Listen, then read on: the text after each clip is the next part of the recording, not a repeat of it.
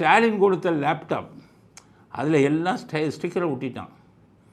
எல்லாம் நியூஸ் போயிடுச்சு. 95% ஸ்டிக்கர் ஒட்டி. அதில் விஜயால் மட்டும் இல்லை, அது என்னன்னு தெரியல, எல்லா இளைஞர்களும் ஒட்டிட்டான். அதிகம் 3வது ஆண்டு மாணவர்களுக்கு மட்டும் கொடுத்தாங்கன்னா அவங்களுக்கு தான் அந்த 18 வயசு வருது, அவன் தான் ஓட்டு போடுவான். +2க்கு கொடுத்தா ஓட்டு போட மாட்டான். ஃபஸ்ட் இயர் செகண்ட் இயர் கொடுத்தா 18 வயசு ஆகாது, +2க்கும் 18 வயசு ஆகுது. அப்போ ஓட்டு யாருக்கே இருக்கும்? 3வது வருஷம் படிக்கிறவங்களுக்கு இருக்கும். அவங்களுக்கு மட்டும் லேப்டாப் கொடு. லேப்டாப் கொடுத்து ஒழுங்காக கொடுத்துருந்தா பரவாயில்ல. இவருடைய ஸ்டிக்கர், உங்கள் அப்பாவோட ஸ்டிக்கர் கொடுத்துட்டாங்க. அது என்னமோ அந்த இளைஞர்களுக்கு இவங்களை பிடிக்கலை, எல்லா பேரும் ஸ்டிக்கரை ஒட்டிட்டான்.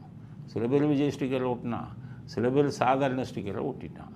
உள்ளே இருந்த கம்ப்யூட்டரில் இருந்த லேப்டாப்பில் இருந்த ஸ்டாலின் படத்தை மாற்றி வேறு படத்தை வச்சுட்டான். இந்த செய்தி போச்சு ஸ்டாலினுக்கு. என்னடா அவ்வளோ கொடுத்ததே நம்ம படத்துக்காகத்தான், படத்தை அழிக்கிறாங்களேன்ட்டு இன்றைக்கி ஒரு அறிக்கை விட்டாங்க. என்னென்னா, லேப்டாப்பில் ஸ்டாலின் படத்தையும் கருணாநிதி அவர்கள் படத்தையும் அந்த ஸ்டிக்கரை அழித்தால் வாரண்ட்டி கிடையாதுன்ட்டாங்க. வாரண்ட்டினா என்னென்னா, 1 வருஷத்துக்கு அது ரிப்பேர் ஆனால் ஓசியில் நமக்கு ரிப்பேர் பண்ணி கொடுப்பாங்க, அதுதான் வாரண்ட்டி.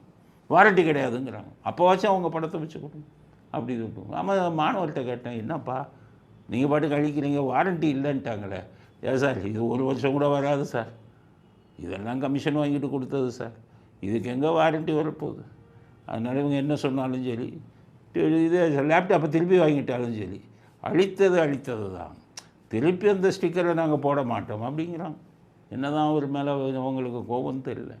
அதனால் அதுலேயும் இவருக்கு கிடைத்தது ஏமாற்றம்தான். ஓட்டு விழுகுமா? எங்கே விழுகிறது?